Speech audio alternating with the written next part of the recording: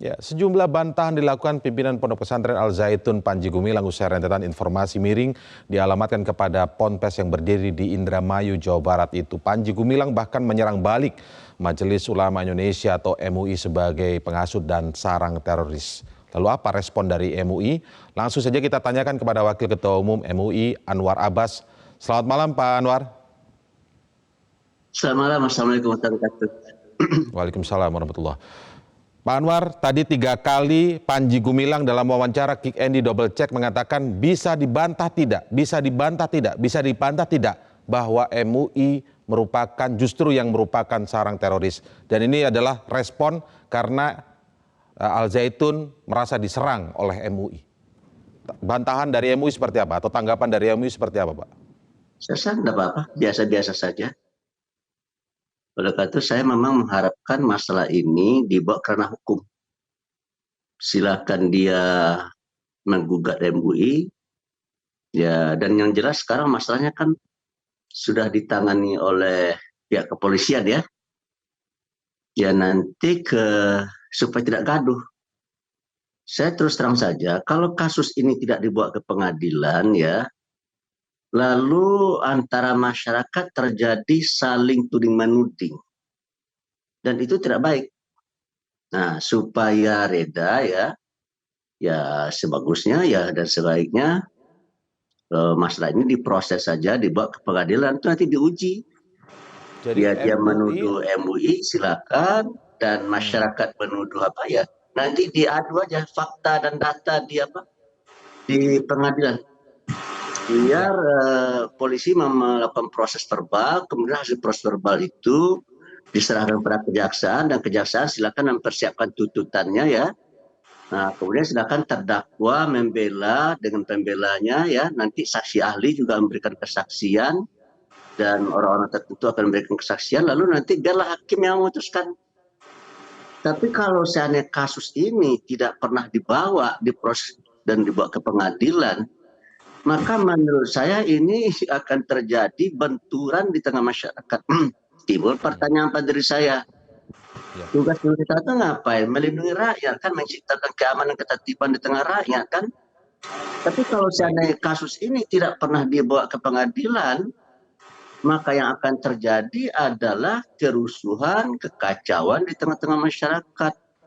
Timbul pertanyaan pada diri saya, kalau masyarakat rusuh, tugas siapa itu? Ya tugas polisi lah.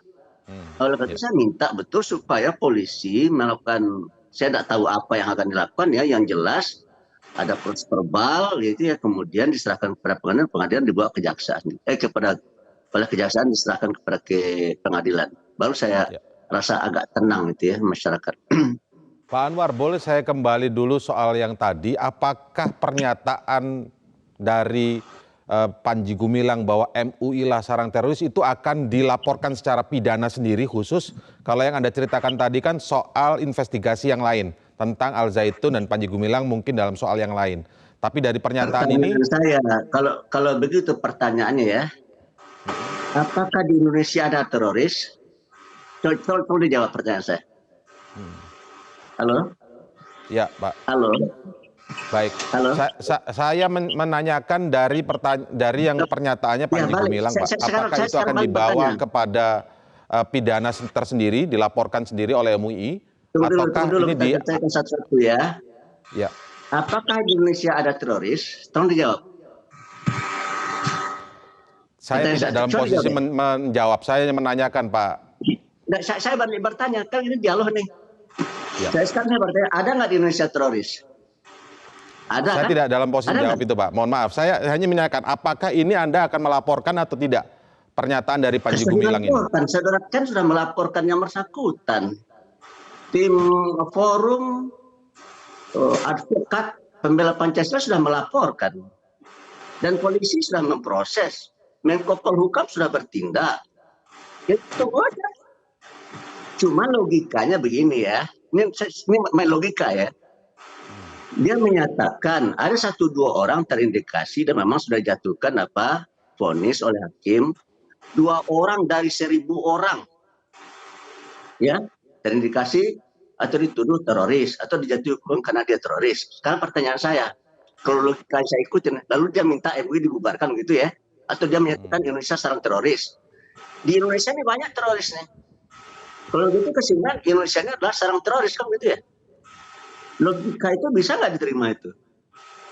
2 orang dari 1.000 orang teroris. Ya, 10 orang atau 1.000 orang di Indonesia ini teroris misalkan gitu ya. Lalu Indonesia jadi sarang teroris. Bisa nggak logika itu diterima? Nah, oleh karena itu menurut saya ya, ini yang terjadi di tengah masyarakat ini adalah pertengkaran.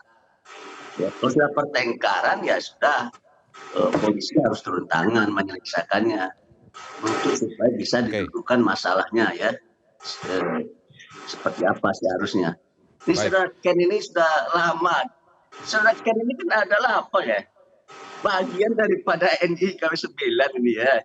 Jadi dia tahu persis. Dia lihat nanti Ken ini beradu argumentasi juga di pengadilan. Ya, dan nanti saudara Ken juga tentu punya data dan fakta kan gitu ya. Dan Baik, mungkin Pak juga Anwar. siapa? Ya. Pak Anwar, sekarang yang dinantikan masyarakat adalah hasil atau mungkin fatwa yang akan dikeluarkan oleh MUI. Beberapa waktu yang lalu ketika kita Dan sudah ada juga... satu fatwa sudah keluar ya. Betul, soal khotib ya. Bahwasanya kalau kita sholat berjamaah, lalu imamnya perempuan, maka sholatnya tidak sah. Ya. Itu pandangan daripada MUI. Karena Saudara Panji Gumilang menyatakan dia akan menunjuk perempuan untuk menjadi imam dan menjadi khotib. Tapi disebutkan akan ada fatwa lagi di hari Rabu ini, benar Pak? Apakah akan keluar lagi ada fatwa atau hasil investigasi dari MUI yang akan diumumkan? Makanya menurut saya begini ya, ini? kalau dia tidak mau menerima tim dari MUI ke Al-Zaitun, silakan dia datang ke MUI. Ya, MUI akan terima gitu ya. Kalau dia tidak mau menerima MUI, delegasi MUI datang ke Al-Zaitun, sekarang saya undang. Ayo dia datang ke MUI. Gitu, untuk soal ini kita coba lihat pernyataan dari Panji Gumilang dulu ya, Pak Anwar ya. Kita coba akan dengarkan dulu terlebih dahulu pernyataan dari Panji Gumilang yang kami cuplik dari Kick Andy Double Check. Dalam pertemuan tabayun atau investigasi di Bandung, Anda kan menolak menjawab hari itu. Tidak menolak. Atau meminta waktu. Tidak meminta waktu. Karena Anda minta pertanyaannya diberikan kepada Anda. Begini, itu saya paham. Ya. Saya jawab.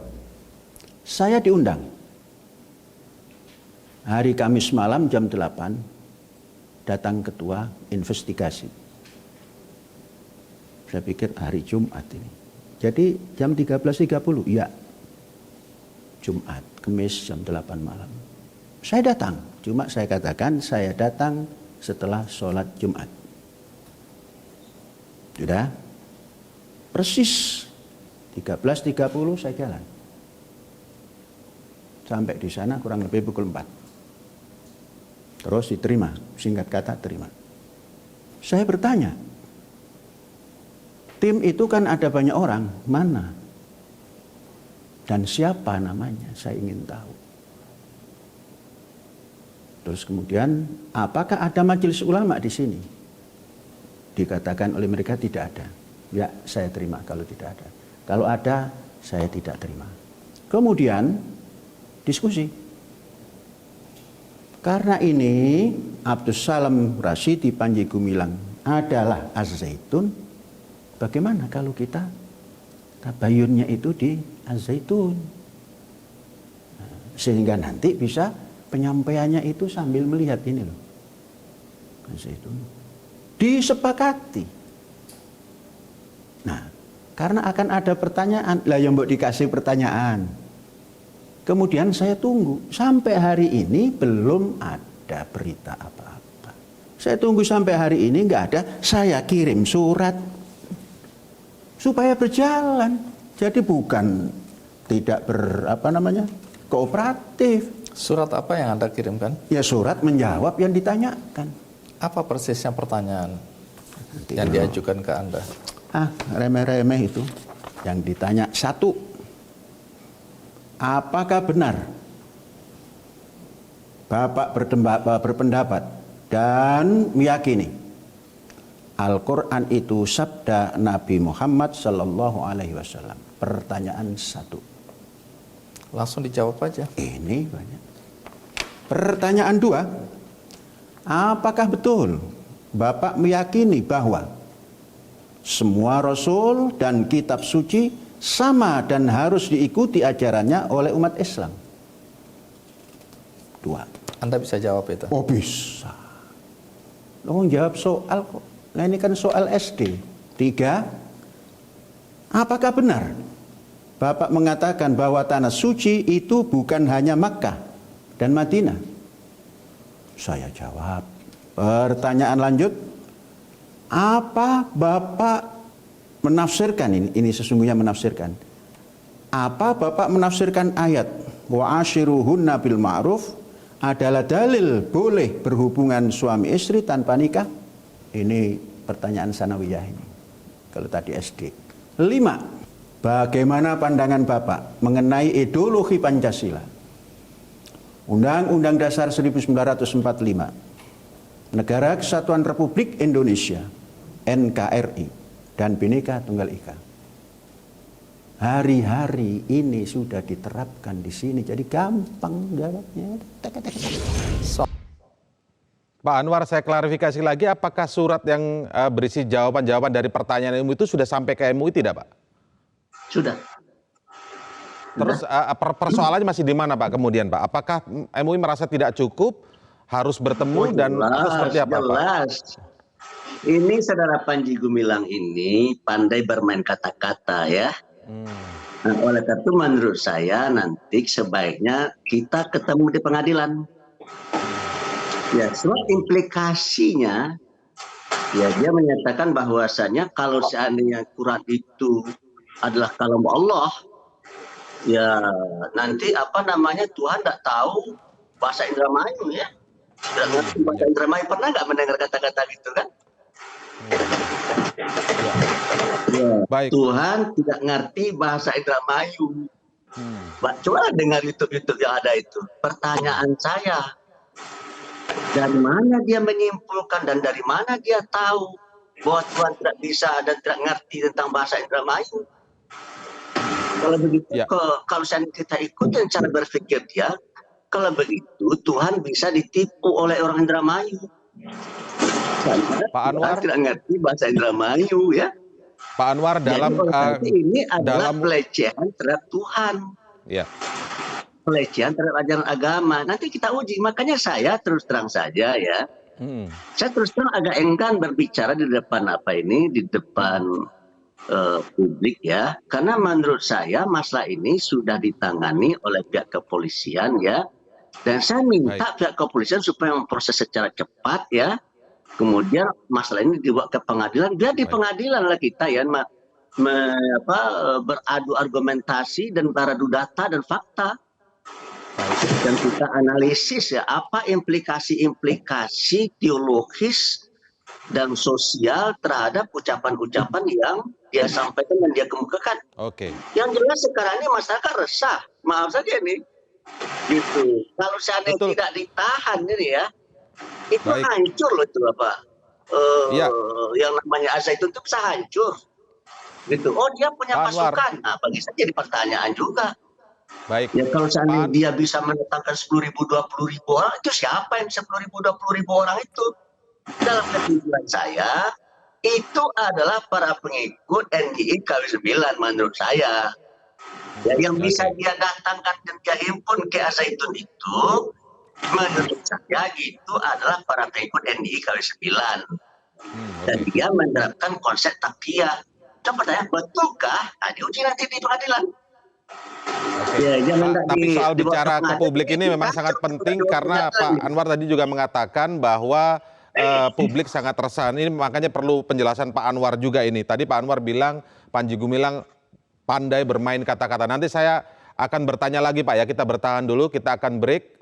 Prime Time News akan segera kembali setelah jeda berikut ini.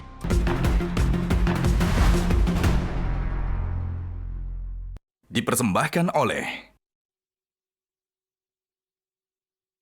didukung oleh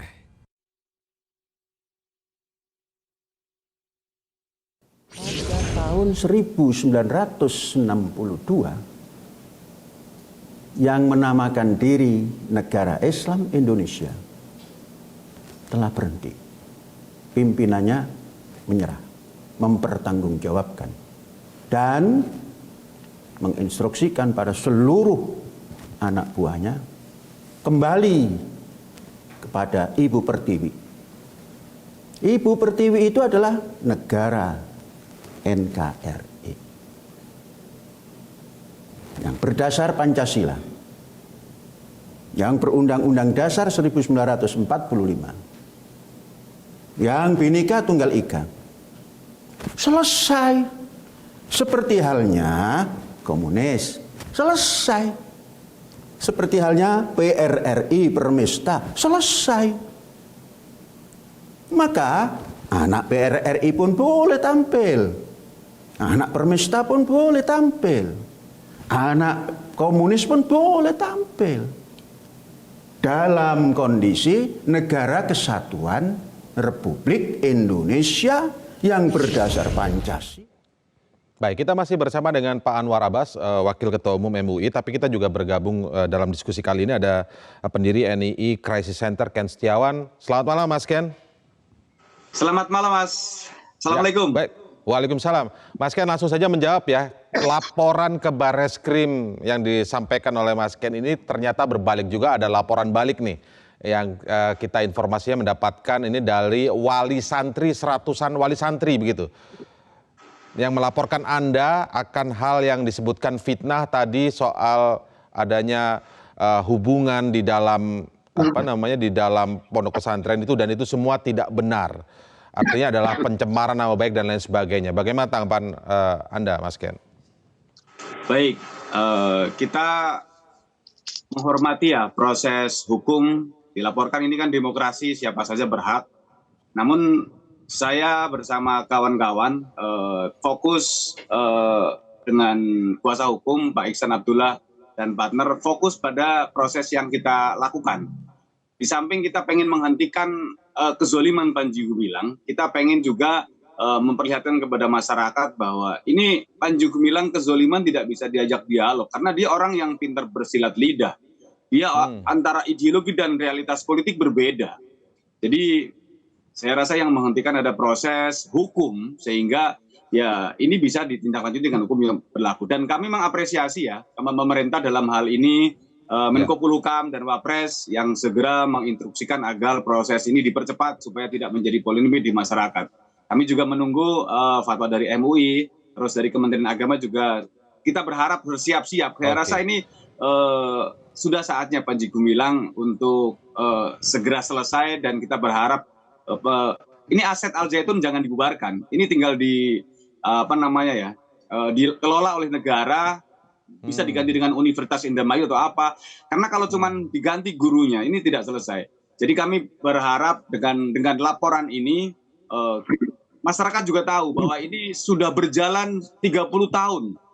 Dari tahun 93 berdiri, legalnya 94, dibangun keseluruhan 96, diresmikan 99. Ini kan sudah 30 tahun dan eksis. Nah, yang kita laporkan terkait dengan penodaan agama. Karena di samping menafsirkan bahwa Quran itu bukan wahyu ilahi tapi perkataan Nabi Muhammad.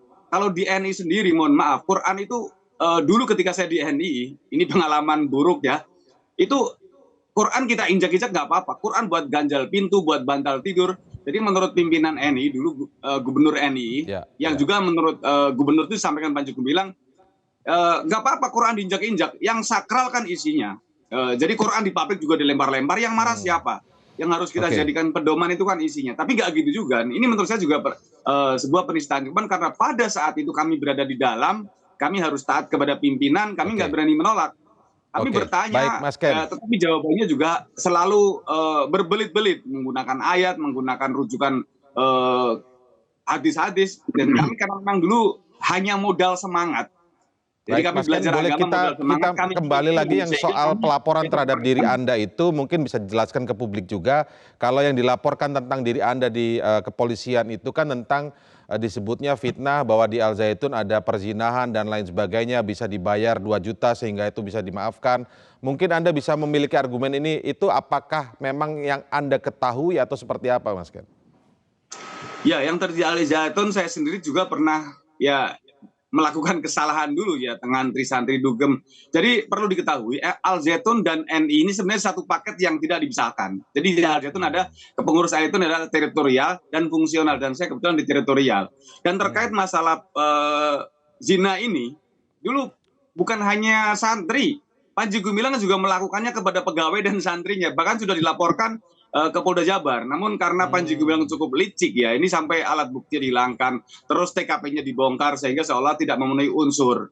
Ini sudah dilaporkan, termasuk anaknya Panji Gumilang, juga Imam Prawoto juga, ini juga pernah kasus pelecehan seksual. Ini sebenarnya sudah terstruktur ya. Tapi karena memang kita dulu melihatnya ini kok sakti sekali Panji Gumilang. Itu santri memang makanya mudah. kalau dengan opini saya tidak akan selesai. Oke. Dengan proses hukum inilah nanti kita berhadapan di pengadilan. Saya penasaran saja, sebanyak itu santrinya dan pegawai-pegawai misalnya, memang mudah sekali terdoktrin oleh seorang Panji Gumilang ya. Kalau tadi Anda menyinggung soal pandai bersilat lidah berkata-kata, itu mungkin bisa Anda ceritakan, Anda pernah berada di dalam itu. Ya, yang di dalam ini semuanya memang bukan NI ya. Ada santri juga yang kita kategorikan sebagai korban promosi Al Zaitun. Yang non NII itu paling sekitar 20 bahkan maupun 10%. Jadi di dalam Al Zaitun juga ada istilah santri dalam dan santri luar. Santri dalam adalah santri yang orang tuanya NII, itu 80% sampai 90%. Dan yang 20 atau 10% ini adalah santri yang orang tuanya non NII, atau kita sebut sebagai korban promosi Al Zaitun. Jadi orang tua melihat anaknya pengen belajar agama, yaudah sekolahin pesantren yang megah terbesar di Asia Tenggara. Baik. Orang tuanya punya anak nakal, daripada tidak bisa urus, cemplungin ke Al Zaitun. Karena memang rata-rata adalah orang-orang kaya ya, ini kan di sana karena pesantrennya megah, fasilitasnya lengkap. Memang kalau bicara infrastruktur lengkap sekali di dalam. Jadi memang ini. Mas Ken, saya beralih ke Pak Anwar dulu ya, Mas Ken. Saya beralih ke Pak Anwar. Pak Anwar ini seperti yang dikatakan juga, ini meresahkan, menunggu fatwa, salah satunya adalah menunggu fatwa dari MUI, selain penegakan hukum tetap berjalan, menunggu fatwa dari MUI ini kapan Pak keluarnya Pak? Karena kalau kita lihat berita-berita atau informasi yang baru saja masuk juga, ini pendaftaran di Ponpes Al Zaitun ini masih berjalan Pak, dan terbuka, dan ada yang mendaftar di Ibtidaiyah maupun yang Aliyah begitu Pak. Bagaimana kira-kira fatwa MUI ini akan dikeluarkan, kapan? Atau menunggu proses hukum selesai? Ini ada beberapa masalah ya. Ini kan MUI tidak akan sembarangan dan secara sembrono mengeluarkan fatwa ya. Kalau satu sudah keluar ya, bahwasanya kalau seandainya kita melakukan sholat jamaah ada laki-laki ada perempuan, lalu imamnya perempuan, maka itu tidak sah. Ya, ya. Kalau ada sholat Jumat yang dihadiri oleh laki-laki lalu khotibnya perempuan, maka sholat Jumatnya tidak sah. Sekarang pertanyaannya adalah, Saudara Panji Gumilang pernah nggak menyatakan ke pihak publik bahwa dia akan menunjuk orang perempuan untuk menjadi khotib dan menjadi imam dalam sholat? Pernah nggak? Gitu kan? Nanti kita uji di pengadilan ini. Yang pertama ya. Yang kedua adalah yang sedang dikaji ini, dia menyatakan Tuhan tidak ngerti bahasa Indramayu ya.